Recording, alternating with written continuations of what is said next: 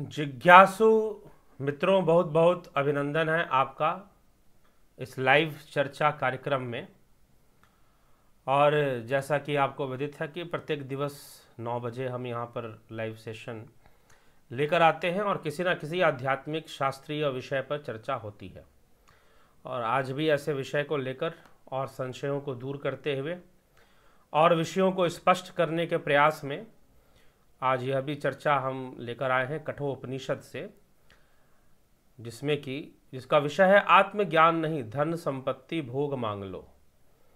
यह कौन कह रहा है? वास्तव में यह तो एक चर्चा ही है जो कि कठोपनिषद की चर्चा है। उसी पर आज विशेष रूप से हम व्याख्यान देंगे, उसी पर चर्चा करेंगे। और जो मित्र उपस्थित हैं आप सभी का बहुत बहुत अभिनंदन।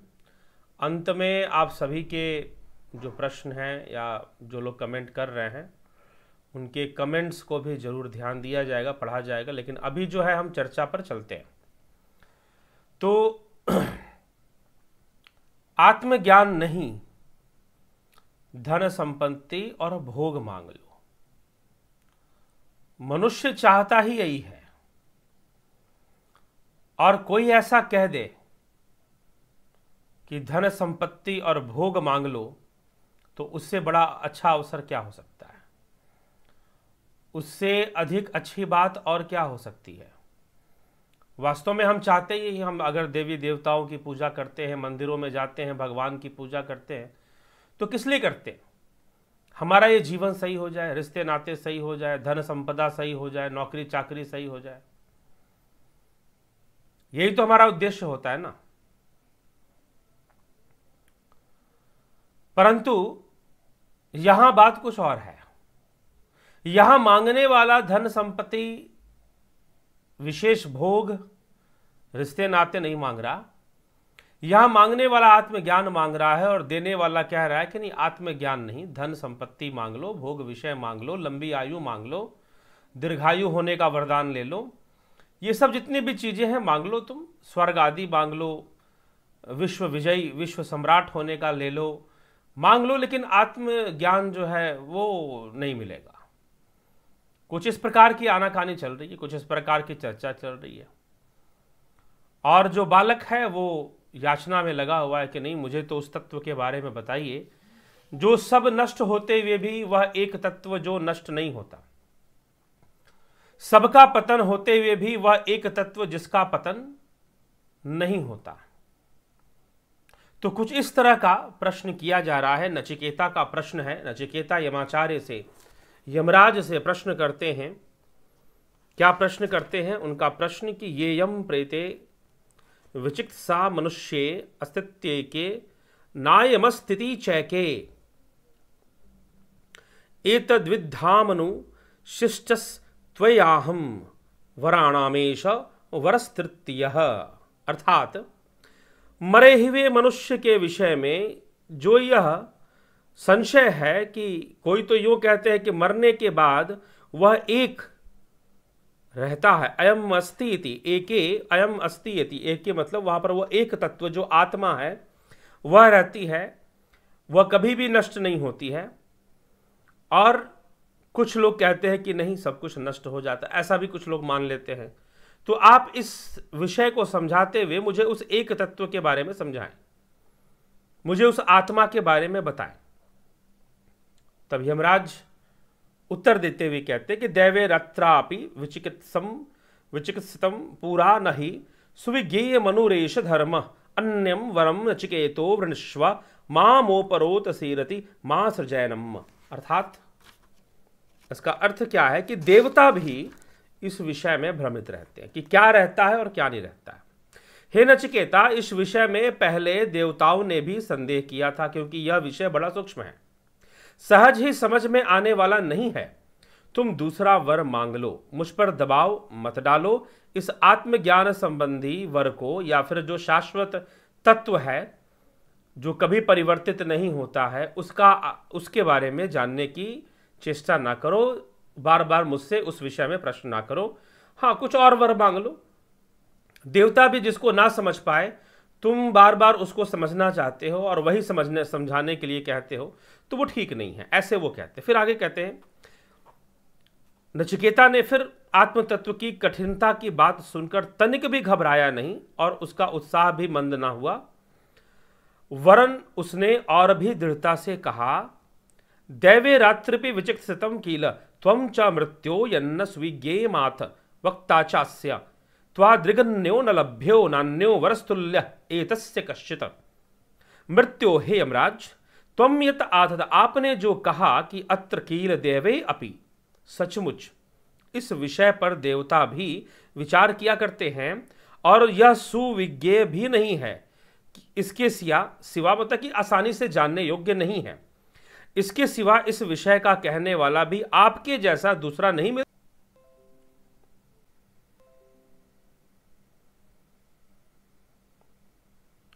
तो देवता कहते हैं कि यमराज कहते हैं कि देवताओं के लिए भी यह विषय अति सूक्ष्म है और इसीलिए तुम कोई और वर मांग लो।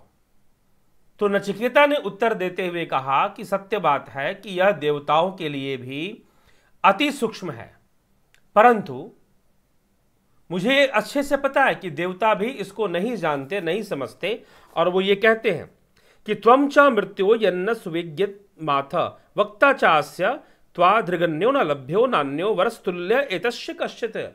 कि हे यमराज, हे यमाचार्य, आपके सिवा इस विषय का व्याख्यान करने वाला दूसरा कोई मैं जानता नहीं हूं, इसमें श्रेष्ठ हैं। आप आत्मज्ञान और आत्म तत्व को समझाने में निश्चय ही श्रेष्ठ पुरुष हैं, इसीलिए आपके समक्ष खड़ा होकर, जो कि संपूर्ण रहस्य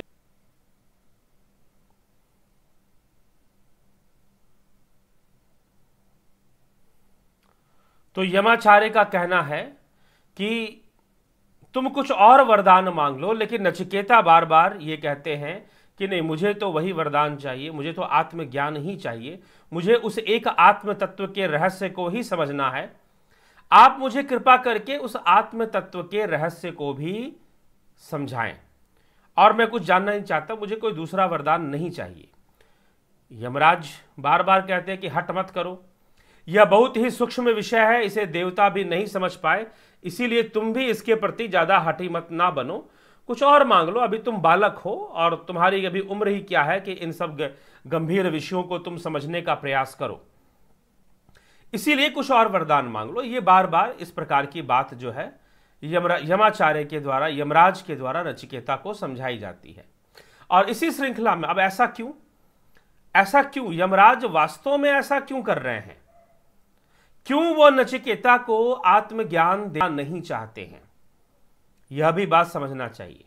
वह इसलिए नहीं देना चाहते हैं क्योंकि आत्मज्ञान का अधिकारी जो उसके प्रति गंभीर नहीं है, जो उसके प्रति गंभीरता नहीं ले आता है, वह उसका अधिकारी नहीं होता। जो अधिकारी बनना चाहता है उसको उसके प्रति गंभीर होना और उस विषय की गंभीरता के प्रति ईमानदार होना जरूरी है। अगर वह ईमानदार नहीं है, अगर वो गंभीर नहीं है, तो फिर सब कुछ व्यर्थ है, फिर किसी बात का कोई मतलब नहीं है कि वो आत्मज्ञान क्यों चाहता है, आत्मज्ञान चाहने के पीछे उसकी मनसा क्या है। तो जो प्रश्न किया जा रहा है कि वह उस एक आत्म तत्व को जानना चाहता है, क्या उस एक आत्म तत्व के प्रति उसका समर्पण है, क्या वह गंभीर है। अभी तो यह बालक है, अभी तो इसको संसार देखने की बहुत इच्छा होगी और फिर संसार में लिप्त होने की भी इच्छा होगी, तो इसको चाहिए कि अच्छे से संसार को वो समझ ले, माया को वो समझ ले, देख ले, और फिर इस माया की गति को देखकर, द्वैत गति को देखकर अपने आप मनुष्य अपने जीवन से ही उदास हो जाता है, उसके अंदर अपने जीवन से ही अवसाद आ जाता है और वो बोर होने लग जाता है। तो अपने आप उसे लगता है कि हमें जीवन में किसी विशेष ज्ञान को प्राप्त करने की आवश्यकता है। तो उस विशेष ज्ञान की ओर वो अग्रसर होता है और उस विशेष ज्ञान को प्राप्त करता है। अगर विशेष गंभीरता नहीं है तो फिर आत्मज्ञान की चर्चा ऐसे व्यक्ति के साथ उचित भी नहीं है। तो यह विचार करके यमराज बार बार नचिकेता को समझाने में लगे हुए कि भाई कुछ और मांग लो। दो उद्देश्य है, एक तो यह कि अगर इसके अंदर एक छोटी मोटी कौतूहल, एक होता ना, एक होती है जिज्ञासा, और एक होता है कौतूहल। जैसे छोटे बच्चे होते हैं ना, उन्हें चीजों को देखकर कौतूहल होता है, वो कई चीजों को मांगेंगे, कई चीजों को उठा लेंगे। बाजार से आप जाओ तो ये खिलौना चाहिए, वो चाहिए, ये चाहिए, और घर में भी पड़ी हुई वस्तुओं से, अलग अलग चीजों से भी खेलना शुरू कर देंगे। तो जिज्ञासावश वो मांगेंगे, कौतूहलवश, जिज्ञासा नहीं कह सकते उसको, कौतूहल। और उसके साथ खेल लिया, खेलने के बाद मन भर गया, उसको छोड़ दिया। खेलने के बाद जब मन भर गया तो उसका त्याग कर दिया। अब उस वस्तु से कोई मतलब नहीं है, अब उस खिलौने से कोई लेना देना नहीं है। यह स्थिति हो जाती है बच्चों की, जो कौतूहल के वशीभूत ऐसी चीजों को ग्रहण कर लेते हैं, ले लेते हैं। तो वैसे ही यमराज ये जानना चाहते हैं कि मैं नचिकेता को आत्मज्ञान दूं। वैसे तो नचिकेता आरुणी पुत्र है, कोई साधारण पिता का पुत्र भी नहीं है, और निश्चय ही तपस्वी है, ब्रह्मचारी है। तो वैसे तो इसे आत्मज्ञान दिया जा सकता है, परंतु फिर भी अभी उम्र कम है, पता नहीं कितनी गंभीरता से समझता है, नहीं समझता है। इस तरह की चीजें यमाचार्य विचार करते हुए नचिकेता से कहते कि नहीं पुत्र, तुम कुछ और मांग लो, तुम इस समय यह ना मांगो, तुम कुछ और मांग लो, कोई और वरदान मांग लो। नचिकेता कहते हैं कि नहीं, हाँ मैं जानता हूं यह देवताओं को भी सूक्ष्म है, लेकिन इस समय जब मैं आपके पास आया हूं तो आपसे मैं कुछ और क्यों मांगू, क्योंकि इस महान आत्मविद्या या ब्रह्म विद्या कहिए या आत्मज्ञान के सबसे बड़े दाता आप हैं, सबसे बड़े जानकार व्यक्ति आप हैं, जीवन मृत्यु के रहस्य को समझने वाले आप हैं। तो फिर मैं कोई और चीज आपसे क्यों मांगू, आप ही इस रहस्य को भली भांति जानते हैं, तो कृपया करके मुझे आत्म तत्व के रहस्य को समझाइए। जो मृत्यु होने पर भी जो तत्व बदलता नहीं है, परिवर्तन उसके अंदर कभी नहीं आता, वह हमेशा एक रूप ही रहता है, वह सनातन तत्व, उस सनातन का ज्ञान मुझे करवा दीजिए। यह बात यमाचार्य से कह रहे हैं। और यमराज फिर समझाते हुए, फिर मन बदलते हुए, फिर लोभ लालच देते हुए कि यह आत्मज्ञान इसके मन में कितना है, आत्मज्ञान की लालसा या आत्मज्ञान प्राप्त करने की जिज्ञासा, आत्मा को जानने की जिज्ञासा, आत्म तत्व को समझने की जो जिज्ञासा है, यह नचिकेता के अंदर कितनी गहरी है, उसकी परीक्षा लेनी शुरू कर देते हैं। और उसी की परीक्षा लेते हुए कहते हैं, शतायुषः, सैकड़ों वर्षों की आयु ले लो। क्या ले लो? सैकड़ों। मैं यमराज हूं, मेरी इच्छा के बिना किसी की मृत्यु नहीं होती है, तो तुम सैकड़ों वर्षों की आयु ले लो, 500 वर्ष रह लो, 1000 वर्षों तक जीवित रह लो। ये यमराज ने नचिकेता से कहा कि सैकड़ों वर्षों की आयु ले लो, बेटे और पोतों को ले लो, अच्छे अच्छे पुत्र ले लो, पत्नियां ले लो सुंदर, बहु पशुन, बहुत से गौ आदि पशु आदि धन को ले लो, पशुधन गौधन को ले लो, हस्ति हिरण्यम आयतनम, भूमि के बड़े विस्तार, हस्ति हिरण्यम, हाथी स्वर्ण को ले लो, अश्वान वृंडश्व, घोड़ों की मांग कर लो, अच्छे घोड़े ले लो, उम्दा गुणवत्तापूर्ण जो घोड़े होते हैं उनको ले लो, भूमि ले लो, चाहो तो पूरा विश्व का साम्राज्य ही ले लो, मांग लो, तुम स्वयं भी जितने वर्षों तक चाहो उतने वर्षों तक जीते रहो, इच्छा मृत्यु ले लो। इच्छा मृत्यु का वरदान देने के लिए यमराज नचिकेता को तैयार है, सैकड़ों वर्षों की आयु देने के लिए तैयार है, गौधन देने के लिए तैयार है, जितना भूमि चाहिए उतना ले लो, चाहे तो पूरे विश्व का साम्राज्य ही ले लो। यह भी यमाचार्य आज नचिकेता को देने के लिए तैयार है। अब जीवन में चाहिए क्या? जीवन को अच्छे से जीने के लिए, जीवन में मान प्रतिष्ठा धन धान्य सब कुछ तो यमाचार्य देने के लिए तैयार है। क्या नहीं तैयार है? ठीक है, यमाचार्य सब कुछ तो देने के लिए तैयार है, पूरे पृथ्वी का शासन देने के लिए तैयार है, धन धान्य देने के लिए तैयार है, इच्छा मृत्यु देने के लिए तैयार है। ठीक है, जब तक चाहे तब तक जीते रहो। तो यह विचार कर लेना चाहिए ना हमें, इस विषय में क्या चर्चा, इस प्रकार का लोभ दिया जा रहा है। और ऐसे चीजों को प्राप्त करने के लिए तो रावण ने तपस्या की थी, संपूर्ण विश्व पे साम्राज्य, धन धान्य, इच्छा मृत्यु। रावण ने तो यही कहा था ना कि अमरता का वरदान मुझे मिल जाए। रावण ने कठोर तपस्या की थी, जिसके दम पर लोग कहते हैं रावण बहुत बड़ा तपस्वी है। लेकिन ये नचिकेता आज सब मिल रहा है। यमराज कह रहे हैं कि भाई मेरी इच्छा के बिना तो कोई मरता नहीं, तो फिर तो इच्छा मृत्यु का वरदान ले लो। पृथ्वी का साम्राज्य ले लो, पशुधन गौधन ले लो, जितना चाहो उतना ले लो, सब कुछ यमाचार्य देने को तैयार है। आगे क्या चर्चा चलती है कि हे नचिकेता एत तुल्यम यदि मन्यसे वरम वृष्व वितम चीर जीविकाम च महाभूमो नचिकेतस त्वमेधि कामनाम त्वा काम भाजम करोमि। अर्थात हे नचिकेता, वित्तम, वित्तम माने धन, वित्तम चीर जीविकाम, धन संपत्ति और अनंत काल तक जीने के साधनों को ले लो। यदि तुम इस आत्मज्ञान विषयक वरदान के समान वर मानते हो तो मांग लो और तुम इस पृथ्वी लोक में बड़े भारी सम्राट बन जाओ। पूरे पृथ्वी का साम्राज्य तुम्हारे पास आ जाए, तुम्हारा ही शासन चलेगा पूरी पृथ्वी पर। तुम्हें संपूर्ण भोगों में से अति उत्तम भोगों को भोगने वाला बना दूंगा। सबसे सुंदर अप्सराएं तुम्हारे पास होंगी, सबसे सुंदर महल घर आदि तुम्हारे पास होंगे। ये सारी सुख सुविधाएं मैं तुमको देने के लिए तैयार हूं। यमराज नचिकेता को देने के लिए तैयार है। तुम अगर इनको आत्मज्ञान के बराबर समझते हो तो तुम ये मांग लो आत्मज्ञान के बदले में, ये मांग लो ना तुम। कुछ ऐसी बात वहां कही जा रही है। फिर कहते हैं ये कामा दुर्लभा मर्त्यलोके सर्वान कामां छन्दतः प्रार्थयस्व इमा रामा सरथा सतूर्या न हृदृशा लंभनीया मनुष्य आभिर मत प्रताभि परिचार्यस्व नचिकेतो मरणम मानुप्राक्षे। अर्थात जो जो भोग मनुष्य लोक में दुर्लभ है उन संपूर्ण भोगों को इच्छा अनुसार मांग लो। जो जो भोग मतलब मनुष्यों के लिए दुर्लभ है वो मात्र देवताओं को ही मिल सकता है।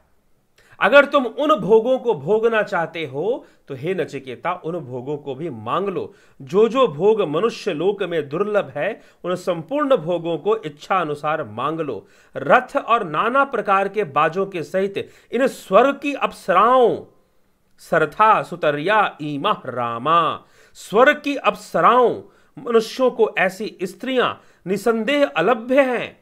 जो साधारण किसी मनुष्य के पास ऐसी सौंदर्यवान अप्सराएं संभव ही नहीं कि उनके पास हो। मेरे द्वारा दी हुई तुम अपनी सेवा कराओ। हे नचिकेता, मरने के बाद आत्मा क्या होता है यह बात मुझसे मत पूछो। मत पूछो कि आत्मा क्या होता है, अप्सराएं ले लो। जो भोग इंद्र के पास नहीं है तुम वो भोग मांग लो। सीधा एकदम जीव की जो कमजोरी है ना वहां पर जाकर मार दिया, खुलकर बोल दिया। स्वर्णाम कामां छंदतम प्रथारयस्व यस्य इमा रामा सरथा सतूर्या। रामा, यहां पर रामा शब्द का जो प्रयोग हुआ है वो सुंदरता के लिए हुआ है। सौंदर्य रंभा एक अप्सरा थी, ठीक है। तो मतलब कि जो वैसी सुंदर अप्सराएं, विश्व की तो बात छोड़ दीजिए, दुनिया की तो आप बात ही खत्म कर दीजिए, वैसी सुंदर अप्सराएं जो स्वर्ग में भी दुर्लभ, जो देवताओं को भी दुर्लभ हैं, वो तुम्हें प्राप्त हो जाएंगी। वो ऐसा सुंदर महल जो वैकुंठ भी ना हो वैसा सुंदर, जो इंद्र की अमरावती भी उतनी सुंदर ना हो, वैसी तुम्हारी राजधानी हो जाएगी। संपूर्ण विश्व का साम्राज्य तुम्हारे पास होगा। तुम विश्व सम्राट कहलाओगे। तुम पूरे विश्व पर शासन करोगे और तब तक करोगे जब तक तुम करना चाहो। जब तक तुम करना चाहो। मेरे वरदान से कोई तुम्हें कभी पराजित नहीं कर पाएगा, कोई तुम्हें कभी हरा नहीं पाएगा। यमाचार्य नचिकेता को इस प्रकार वरदान देते हुए कहते हैं तुम विश्व विजयी हो जाओगे और तुम्हारे पास ऐसे भोग होंगे जो स्वर्ग आदि देवताओं को लिए भी दुर्लभ हैं। ऐसे भोग तुम्हें प्राप्त हो जाएंगे, कर लो। और क्या चाहिए जीवन के भीतर? सब कुछ तो मिल ही रहा था ना नचिकेता को। लेकिन यमाचार्य कहते हैं कि सब ले लो, लेकिन ये आत्मज्ञान की बात मुझसे मत करो। मत पूछो कि आत्मा क्या है, मत पूछो कि आत्म तत्व क्या है, मत पूछो कि वह शक्ति कौन सी है जिसकी मृत्यु नहीं होती है, जो परिवर्तनशील नहीं है, जो नष्ट नहीं होती है। मत पूछो। ये बार बार यमाचार्य कहते हैं कि ये सवाल मत करो, बाकी जो चाहिए ले लो, ले जाओ। तो इस प्रकार से यमाचार्य नचिकेता को समझाते हुए कहते हैं। अब नचिकेता फिर से ये चक्कर चलती है। नचिकेता उत्तर देते हैं, अपना प्रश्न रखते हैं कि हे यमराज, शोभावामृतस्य यदंत कैतत सर्वेन्द्रियाणाम जरयन्ति तेज अपि सर्वम जीवित मल्पमेव तवैव वाहास्तव नृत्य गीते। अर्थात हे यमराज, हे सबका अंत करने वाले यमराज, आपने जिन भोग्य वस्तुओं की महिमा के पुल बांध दिए हैं वे सभी क्षणभंगुर हैं। कल तक रहेंगी या नहीं इसमें भी संदेह नहीं। इनके संयोग से प्राप्त होने वाला सुख वास्तव में सुख ही नहीं है, अंततः वह दुख का कारण है। यह भोग्य वस्तुएं कोई लाभ तो देती ही नहीं, वरन मनुष्य के इंद्रियों के तेज और धर्म को हरण कर लेती हैं। आपने जो दीर्घ जीवन देना चाहा वह भी अनंत काल की तुलना में अत्यंत अल्प ही है। जब ब्रह्मा आदि देवताओं का जीवन भी अल्पकाल का है, एक दिन उन्हें भी मरना पड़ता है, उन्हें भी बदलना पड़ता है, परिवर्तित होना पड़ता है, तब औरों की तो बात ही क्या। अतएव मैं यह सब नहीं चाहता। ये आपके रथ, हाथी, घोड़े, ये रमणीय सौंदर्यवान अप्सराएं और इनके नाच गान आप अपने ही पास रखें, मुझे यह सब नहीं चाहिए। नचिकेता ने एक ही ठोकर में सब ठुकरा दिया। पूरे विश्व का साम्राज्य, स्वर्ग की सुंदर से सुंदर अप्सराएं, कोई कसर नहीं छोड़ी लालच और लोभ देने की। यमराज ने नचिकेता को मनाने की, नचिकेता को लोभ और लालच देने की कोई कसर नहीं छोड़ी। जितना उसके पीछे पड़ सकते थे पीछे पड़ गए कि भाई ये ले ले, अभी तू क्यों ये वरदान मांग रहा है, आत्मज्ञान के बारे में क्या उम्र है तेरी, क्यों इसके पीछे पड़ा हुआ है, तू ले ले, तू अप्सराएं ले ले, विश्व का साम्राज्य ले ले, इच्छा मृत्यु का वरदान ले ले, जितना दिन जीवित रहना चाहता है उतना ले ले। लेकिन नचिकेता ज्ञान वृद्ध थे, नचिकेता ज्ञान वृद्ध थे, नचिकेता बोध वृद्ध थे।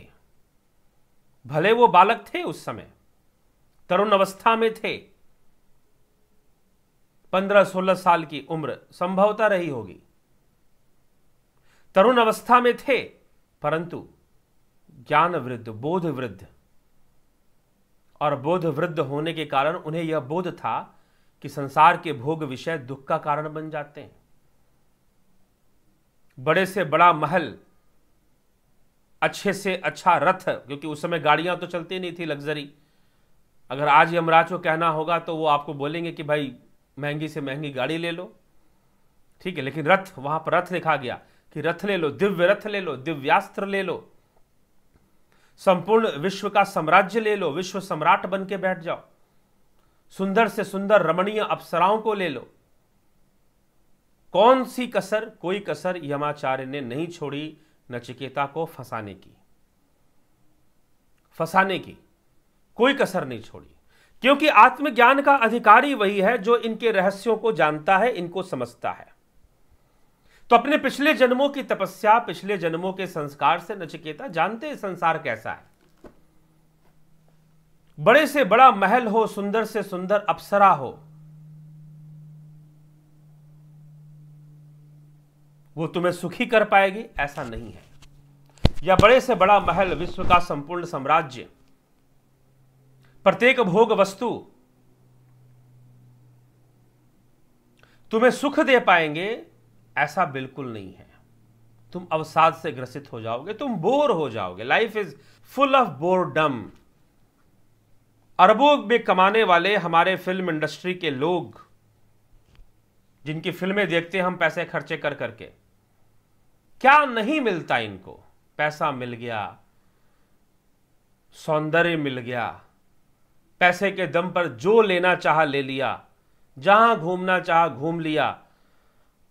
पता चला कि मजे के लिए, जीवन में आनंद के लिए कहां मुंह मार रहे हैं, तो गांजे में मुंह मार रहे हैं, तो चरस में मुंह मार रहे हैं, ताकि आनंद आ जाए जीवन में। मजा आना चाहिए जी, कैसे भी, ठीक है। क्या जीवन है? तो यह भ्रम मत पाल लेना कि सुंदर से सुंदर अप्सरा तुम्हें बहुत सुखी कर देगी, या फिर बड़े से बड़ा महल तुम्हें सुखी कर देगा, या विश्व का साम्राज्य तुम्हें सुखी कर देगा, विश्व सम्राट बनकर तुम सुखी हो जाओगे। ऐसा नहीं है। प्रत्येक वस्तु दुख में कन्वर्ट हो जाएगी, प्रत्येक वस्तु बोरडम का कारण बनेगी, तुम्हारे जीवन को में बोर बना देगी तुमको।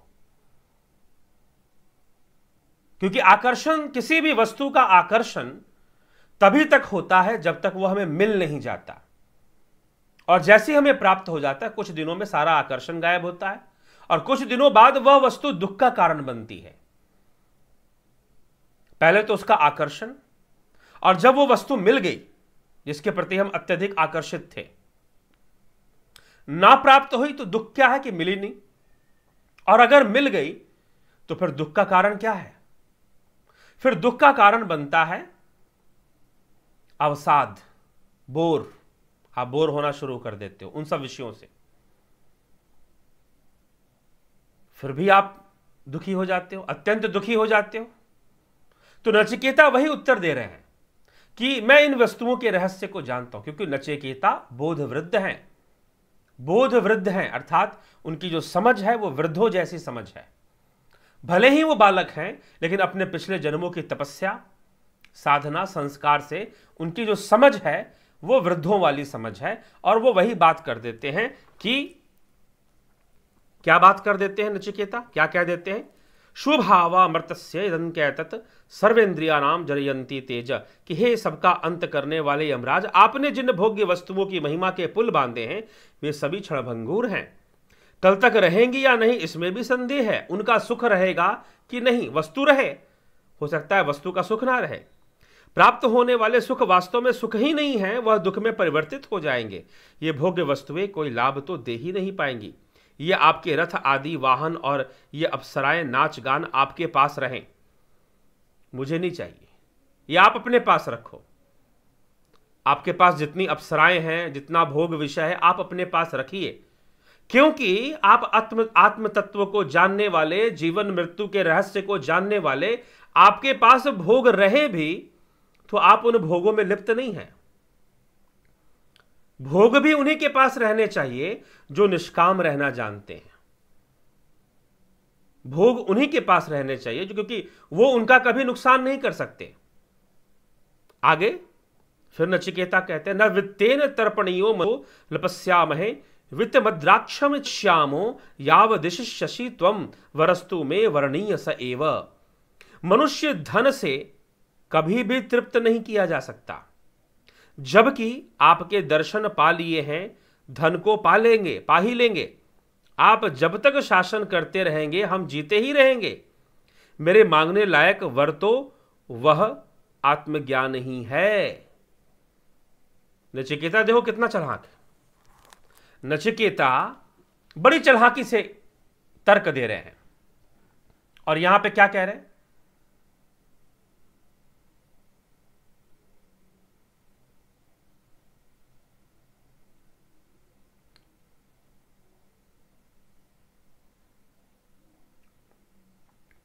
तो नचिकेता कह रहे हैं यहां पर कि आप जो है यमराज से कहते हैं कि सारे भोग विषयों को तो आप अपने पास ही रखो। पहली बात तो ये।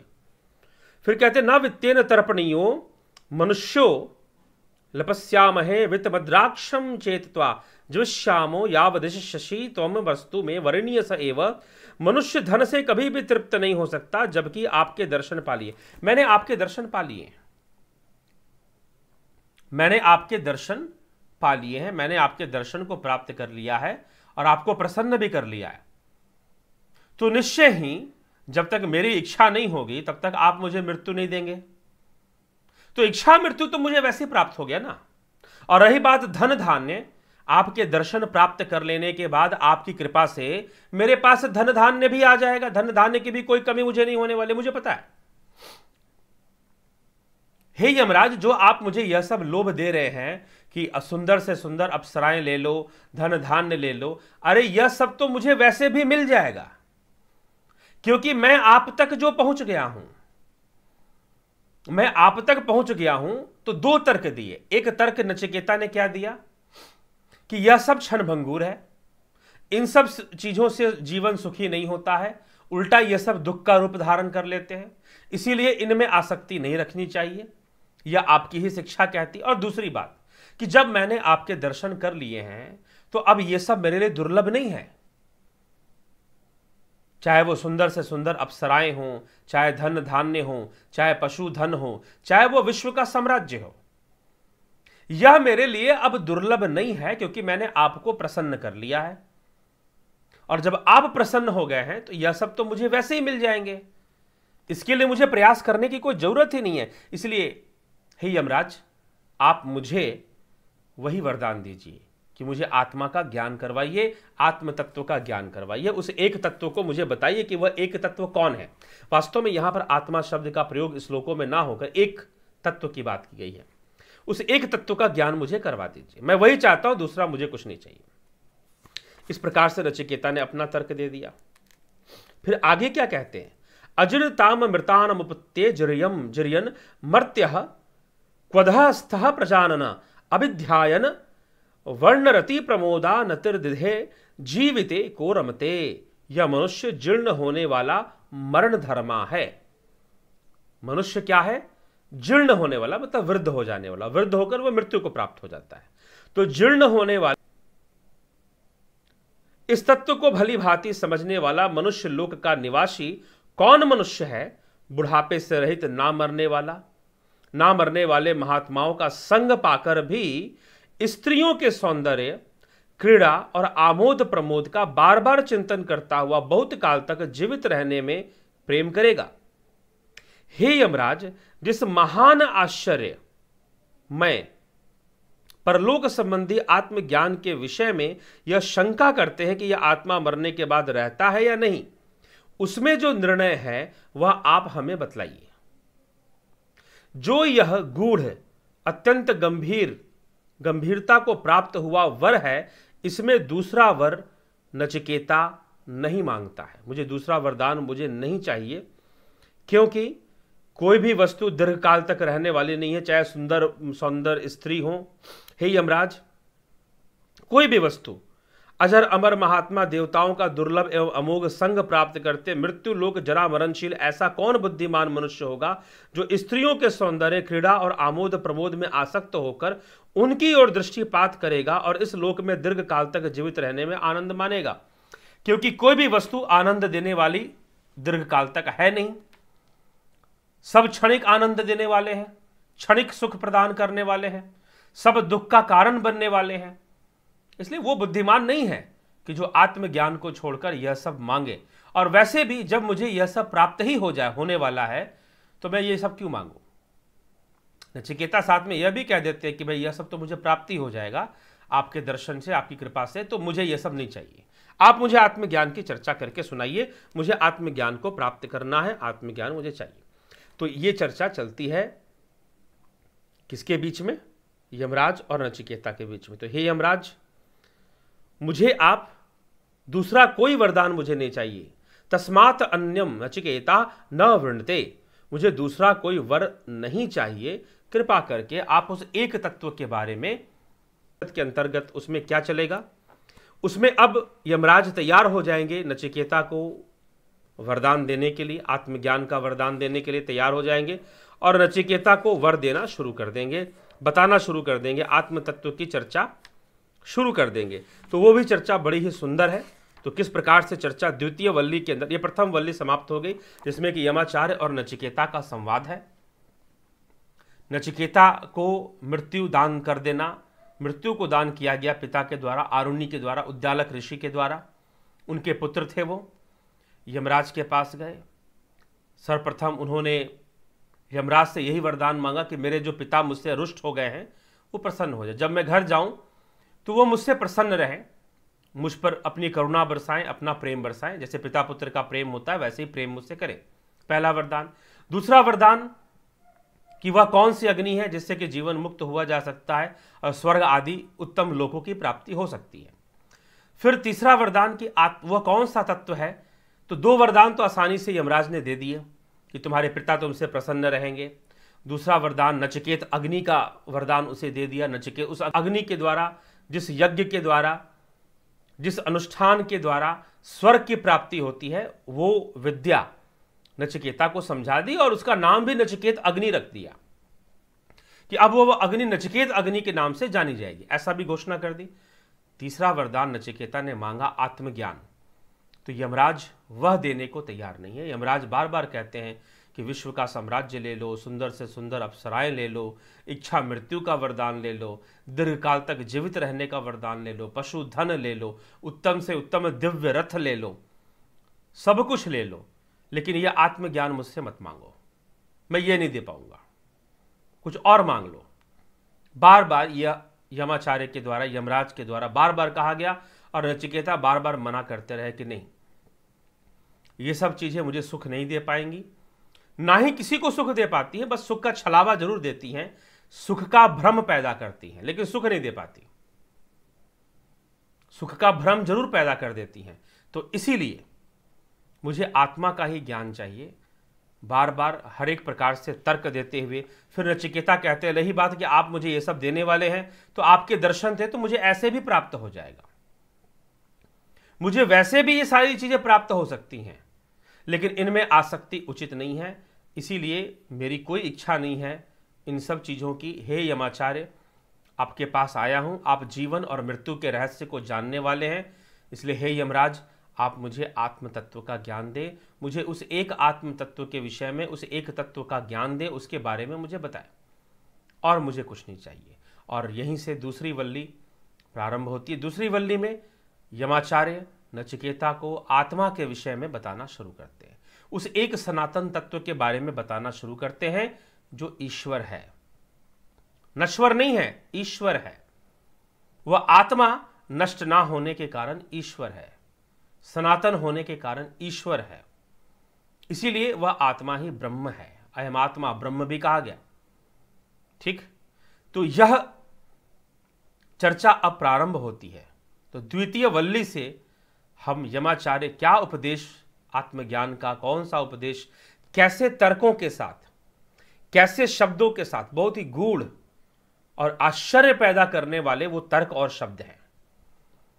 इसलिए जुड़े रहे और कल के इस व्याख्यान से, कल भी कठोपनिषद पे ही चर्चा आगे चलेगी, तो उस पर हम विचार करें। वैसे तो कल शिवरात्रि का भी त्योहार है, तो शिवरात्रि है, थोड़ा सा शिवरात्रि का रहस्य भी समझना चाहिए, तो संभवतः शिवरात्रि के विषय पर चर्चा चलेगी और साथ में आगे आने वाले दिवसों में, आगे आने वाले लाइव चर्चा में कठोपनिषद की श्रृंखला आगे बढ़ती रहेगी।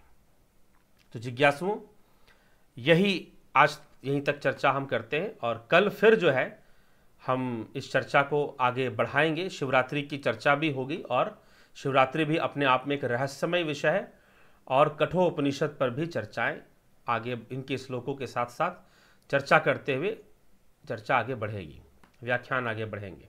ठीक है, तो चलिए आपके कमेंट्स देख लेते हैं। चंदन कुमार जी, राधे राधे गुरुजी। आदि सिन्हा जी, गुरुजी, भक्ति में और पूजा में क्या अंतर है? पूजा देवताओं के प्रति होता है, पूजा नरक से मुक्ति के लिए होता है, भक्ति ईश्वर प्राप्ति के लिए होता है, भक्ति मोक्ष के लिए होता है, ठीक, परमधाम के लिए होता है।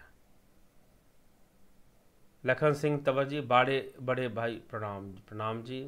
अवनी भट्टाचार्य जी प्रणाम गुरुजी। अभिषेक कुमार जी, रवि कुमार जी, दीपक पटेल जी, सबका अभिनंदन। माधुरी कोले जी, आविद शर्मा जी, जयंती दत्ता जी, सबका अभिनंदन है। रवीश चोपड़ा जी, योगेंद्र पंडित जी,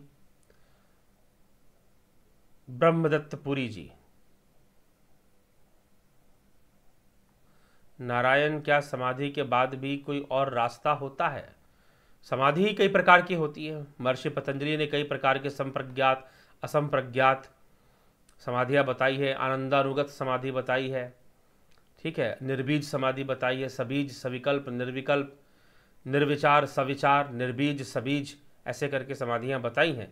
तो समाधि ही कई प्रकार की हो जाती है। तो जो निर्बीज समाधि है ना, जिसे कैवल्य की प्राप्ति होती है, तो निर्बीज समाधि के बाद कुछ नहीं होता, कोई मार्ग नहीं, कोई रास्ता नहीं। बड़े भाई आत्म तत्व के विषय में विस्तार से समझाएं तो हमें समझने की सहजता होगी। जी हाँ, चर्चा चल रही है, वो तो उपनिषद के आधार पर चर्चा चल रही है, तो वो चलती रहेगी, आगे बढ़ती रहेगी। अगले व्याख्यान में कठोपनिषद में आत्मज्ञान के बारे में, आत्म तत्व की किस तरह से बहुत ही रहस्यमयी, बहुत ही अच्छे तरीके से, शायद दूसरे जगहों पर उतना उस तरीके से नहीं व्याख्या मिलती है जो कि कठोपनिषद में प्राप्त होती है। तो जुड़े रहें, सब्सक्राइब कर दें, चैनल से जुड़ जाएं, नोटिफिकेशंस के लिए अपना नोटिफिकेशन बेल टच कर दें, तो फिर निश्चय ही आपको पता चलता रहेगा जो भी व्याख्यान आएंगे।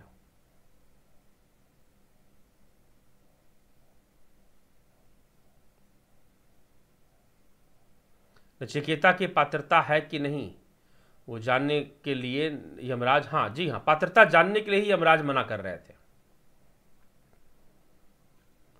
आदि सिन्हा जी, गुरुजी प्राण शक्ति, चित्त शक्ति और आत्म शक्ति क्या है, डिस्क्राइब करें। प्राण शक्ति प्राणों की शक्ति है, चित्त शक्ति चित्त की शक्ति है, और आत्म शक्ति तो आत्मशक्ति क्या है, आत्मबल को आत्मशक्ति लोग कह देते हैं, लेकिन आत्मशक्ति तो सर्वदा ही, वो तो सर्वव्यापी आत्मा की सत्ता सर्वव्यापी कही गई है, तो उसमें शक्ति नहीं ढूंढी जाती है। ठीक है, तो शक्ति का विषय आत्मबल का मतलब मनोबल ही से ही हो जाता है फिर। तो प्राण शक्ति, प्राणों को शक्ति, प्राणायाम से प्राण शक्ति का विकास हो जाएगा। चित्त शक्ति, ध्यान आदि क्रियाओं से चित्त शक्ति का विकास हो जाता है। ध्यान से, धारणा, धारणा के द्वारा चित्त का विकास होता है, चित्त शक्ति का विकास होगा। ठीक है, तो चित्त से चित्त शक्ति है, प्राण से प्राण शक्ति है, तो प्राण शक्ति से शरीर का स्वास्थ्य भी और उसका मन का स्वास्थ्य भी अच्छा होता है। चित्त शक्ति से वृत्तियों पर नियंत्रण आता है, चित्त वृत्तियों पर नियंत्रण आ जाता है, और पूर्व जन्म का ज्ञान भी हो जाता है अगर चित्त शक्ति का विकास कर लिया जाए तो। ठीक है, तो माला शर्मा जी, देवरतन बलदावा जी, अमित शर्मा जी,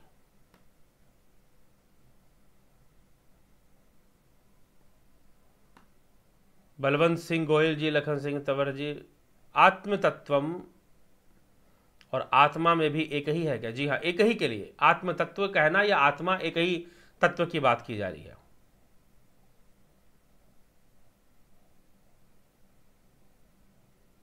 षड शास्त्र सहित बृहद सूत्र पर पढ़ने के लिए कोई शास्त्र बताएं। हाँ, कई अब तो अलग अलग है, न्याय सूत्र, पतंजलि का योग सूत्र तो बहुत आसानी से मिल जाता है, ब्रह्म सूत्र भी मिल जाएगा, पढ़ना चाहिए, मिल तो सब जाएगा, सांख्य सूत्र भी, न्याय सूत्र भी, वात्स्यायन का न्याय सूत्र मिल जाएगा, तो यह सारी चीजें पढ़नी चाहिए।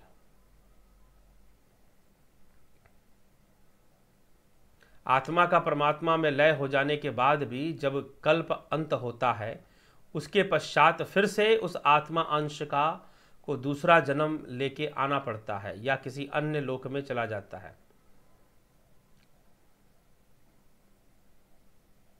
जी नहीं, आत्मा का जब परमात्मा में लय हो गया ना, आत्मा नहीं, जीव का ही लय होता है, कर्म संस्कारों का, तत्वों का अपने अपने तत्वों में लय हो जाता है, तो जीव मुक्त हो जाता है, मोक्ष की प्राप्ति हो जाती है, फिर उसका आवागमन नहीं होता, किसी भी लोक में उसका आवागमन नहीं होता। ठीक,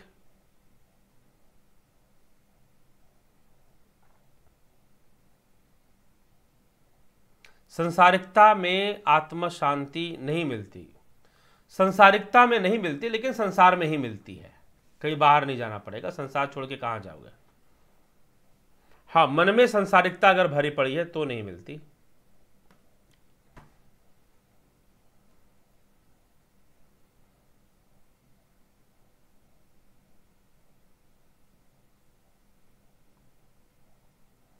जीव, जैन नारायण जांगीर जी, जीव परमात्मा का अंश है, फिर भी संसार में आकर शरीर में आसक्त होने का कारण जीव अविद्या ज्ञानी होता है, यह कभी जीव की है, आत्मा की जिज्ञासा जीव को बढ़ती है, तब परमात्मा की तरफ जीव। जी हाँ, बिल्कुल सही कह रहे हैं।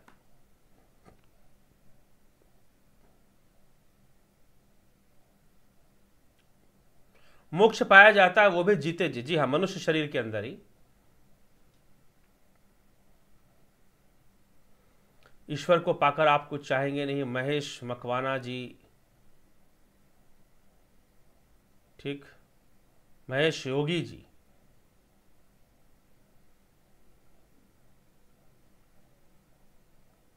महेश योगी जी बहुत, चलिए।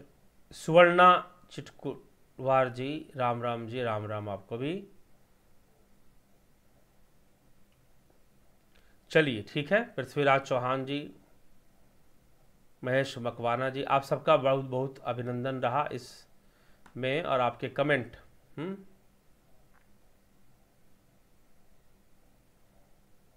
क्या कहते हैं, ईश्वर ही आत्मा को ज्ञान कराता है, ये सत्य है। परम पूज्य आदरणीय गुरु जी जगत नारायण जी, ठीक है जी। जेएसपी बड़े भाई, ये परम तत्व, आत्म तत्व, शब्द ब्रह्म भगवतम क्या है, ये सब आत्मा ही है क्या? जी हाँ, आत्मा ही है, वो एक ही मूल तत्व है। ईश्वर और परमेश्वर में क्या अंतर है? एक ही है जी, अलग नहीं है।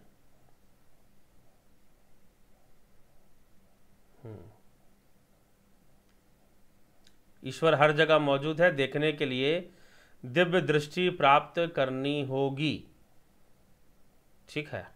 दिव्य दृष्टि प्राप्त करनी होगी ईश्वर को देखने के लिए।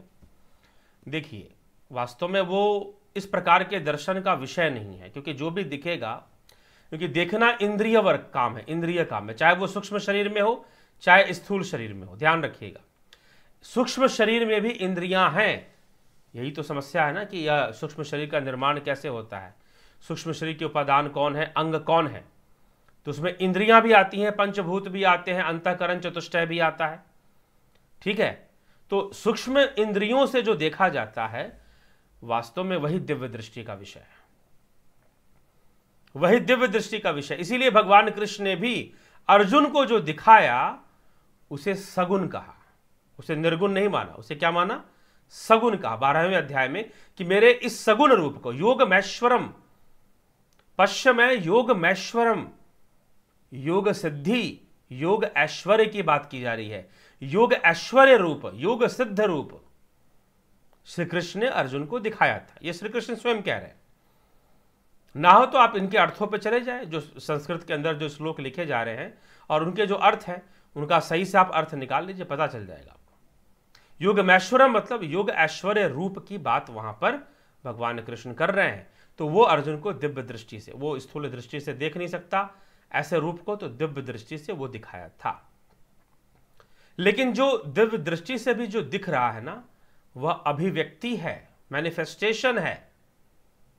यद्यपि ये संपूर्ण संसार ही ब्रह्म का मैनिफेस्टेशन है, ठीक है। हाँ, दिव्य दृष्टि का होना, आज्ञा चक्र का जागृत होना, यह एक अच्छी बात है। परंतु ये ना सोचे कि आपको अगर दिव्य दृष्टि प्राप्त हो रही है तो आपने संपूर्ण ईश्वर को जान लिया। इस भ्रम को ना पालें, ये भ्रम ना पालें कि आप ब्रह्मज्ञानी हो गए, गलती से भी नहीं। ब्रह्मज्ञानी नहीं, ब्रह्म ज्ञानी जरूर हो जाएंगे। भ्रम में रहेंगे।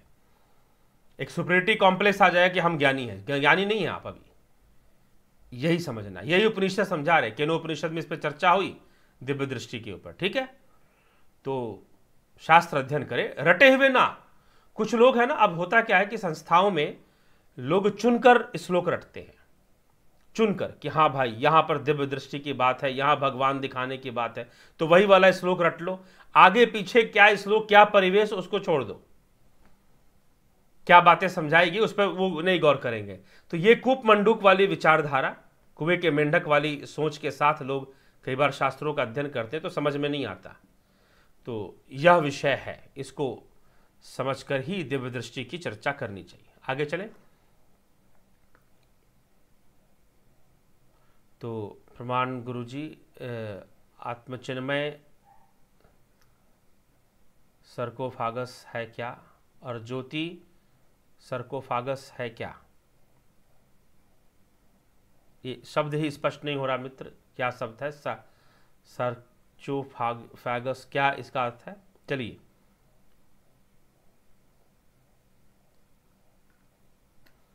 हाँ, अगले चैप्टर में ही चर्चा आ जाती है। नयमात्मा प्रवचन लभ्यो ना मिथ्या ना बहुना श्रुतेन, ये कह दिया गया, बिल्कुल सही बात है। तो चर्चा होगी आगे। तो इसीलिए ये इंद्रियों का तो विषय ही नहीं है, चाहे वो आपकी दिव्य इंद्रियां हो, चाहे वो दिव्य नेत्र हो, वो है आपके सूक्ष्म शरीर का ही अंग। इसलिए ब्रह्म के अंदर विकल्प नहीं है, ब्रह्म में कोई कल्प नहीं, आत्मा में कोई कल्प नहीं होता, ठीक है, आत्मा में कोई कल्प नहीं होता, लेकिन जब आप देखने की बात करते हैं तो वहां कल्प आ जाएगा। आप कहोगे कि मैं यहां पर ज्योति ब्रह्म देख रहा हूं, बहुत प्रकाश देख रहा हूं, वो भी कल्प है, वह भी कल्प विकल्प से परे नहीं है। ठीक है, वह भी कल्प विकल्प से परे नहीं है। तो इसीलिए वह जो ब्रह्म है वह तो कल्प शून्य है, भावा शून्य है, भावातीत है, भावनाओं से परे है। ठीक है, उसके अंदर कोई कल्प नहीं टिकता, उसके अंदर कोई वृत्ति नहीं टिकती। तो जितनी भी वृत्तियां है ना, चाहे आपके भगवान से प्रेम की वृत्ति हो, गुरु से प्रेम की वृत्ति हो, सब तो वृत्ति है, सब तो वृत्ति, हां सात्विक वृत्ति है, हम ये कह सकते हैं। लेकिन अंत में उन वृत्तियों का भी निरोध करना पड़ता है, उनको भी खत्म करना पड़ता है। ठीक है, तो इसलिए कोई भी अभिव्यक्ति ब्रह्म का शुद्ध स्वरूप नहीं होता, चाहे आप दिव्य दृष्टि से कुछ देख रहे हो या ना देख रहे हो, वो ब्रह्म का शुद्ध स्वरूप नहीं है। बस इतना मैं कहना चाहता हूं। कई लोग ये मान लेते हैं कि कई जगह वो साधनाएं करते हैं तो वो भ्रिकुटी के मध्य कुछ हो गया, कुछ दिख गया। दिखता है, बहुत लोगों को दिखता है, अनेकों लोग हैं जिनको दिखता है। ये मत सोचे कि कोई किसी खास संस्था से जुड़ा है उन्हीं को दिखता है, जी नहीं। लेकिन दिखना अच्छी बात है, परंतु वह ब्रह्म नहीं है पूर्णतः, उसे आप शुद्ध ब्रह्म की संज्ञा नहीं दे सकते। बस इतना ही मैं कहना चाहता हूं। चलिए, टीएन पांडे जी, वर्षा सचदेव जी, पृथ्वीराज चौहान जी, आपका बांटने का तरीका बहुत आनंद देता है गुरु जी। चलो जी, अच्छी बात है, आपको आनंद आया तो लेते रहें आनंद, जुड़े रहें, बने रहें, और भी लोगों को प्रेरित करें कि आनंद लेने के लिए जरूर जुड़े। बड़े भाई, स्वाध्याय, अध्यात्म और तत्वज्ञान ये भी क्या एक ही है क्या? जी नहीं, अलग अलग है, बिल्कुल अलग अलग है। ठीक है, इनका अर्थ अलग अलग है। क्रिया रूप में ये एक हो सकते हैं, क्रिया रूप में ये एक हो सकते हैं, लेकिन इनका अर्थ अलग अलग है। ठीक है, वास्तव में स्वाध्याय जो है वह साधना का प्रारंभ है। ठीक है ना, प्रारंभ है। अध्यात्म कहते हैं उस आत्मा के लिए, सेल्फ, नॉलेज ऑफ सेल्फ के लिए अध्यात्म कहा, ज्ञान के लिए अध्यात्म कहा जाता है। अध्यात्म ज्ञान नित्यत्वम तत्व ज्ञानार्थ दर्शनम। अध्यात्म ज्ञान के द्वारा तत्व ज्ञानार्थ दर्शनम, तत्व ज्ञान के अर्थ स्वरूप दर्शन को प्राप्त होना। मतलब कि दर्शन मतलब उसकी फिलॉसफी को समझ लेना अच्छे से। तत्व ज्ञानार्थ दर्शनम एतद ज्ञानमिति, यह सब ज्ञान का विषय है। प्रोक्तम ज्ञानम यह तो अन्यथा, इसके अन्यथा जो कुछ भी है वह ज्ञान है। श्री कृष्ण भगवान श्रीमद् भगवद गीता में ऐसा कहते हैं। तो स्वाध्याय, स्वाध्याय मतलब अपने मन की ओर जाइए, अपनी ओर यात्रा शुरू कीजिए, देखिए आपके भीतर क्या क्या चलता है, यह स्वाध्याय है।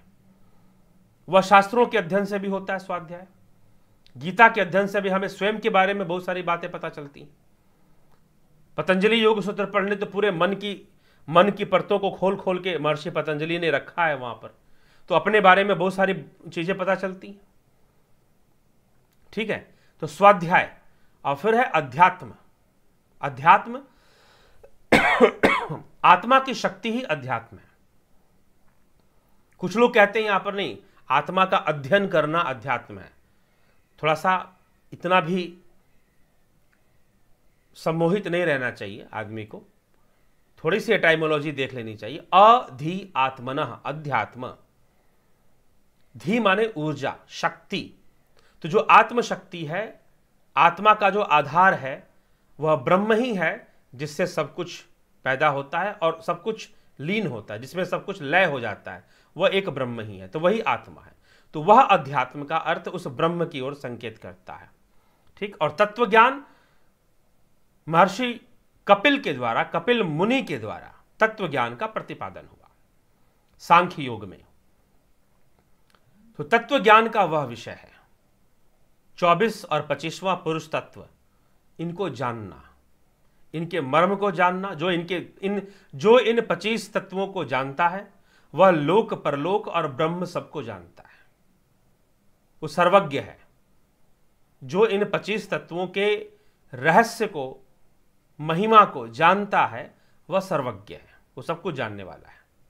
ठीक, तो यह अगर कपिल मुनि के अनुसार, सांख्य योग के अनुसार तत्व ज्ञान की बात करें तो 24 प्रकृति के तत्व और एक पुरुष तत्व, ये 25 तत्वों का ज्ञान हो जाना तत्व ज्ञान कह दिया जाता है। ठीक है, ये शास्त्र सम्मत परिभाषा है, सीधी सी बात बता रहा हूं।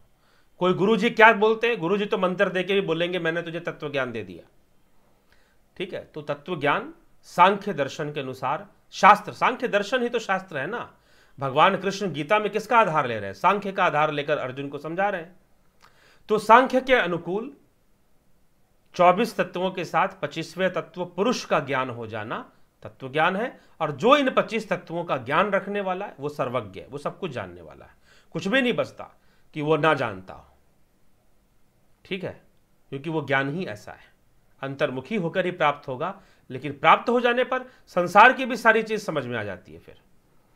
ठीक, तो ये चीज है बड़े भाई। सेल्फ, सोल एंड गॉड में एक ही है क्या? जी नहीं, ये तो अंग्रेजी के शब्द है जी, और संस्कृत के शब्दों का अर्थ अलग होता है, ये तो अंग्रेजी के शब्द है। ठीक है, तो इनका ट्रांसलेशन आप उससे ना कीजिए, सब अलग अलग हैं, ये तीनों अलग हैं, सेल्फ, सोल और गॉड।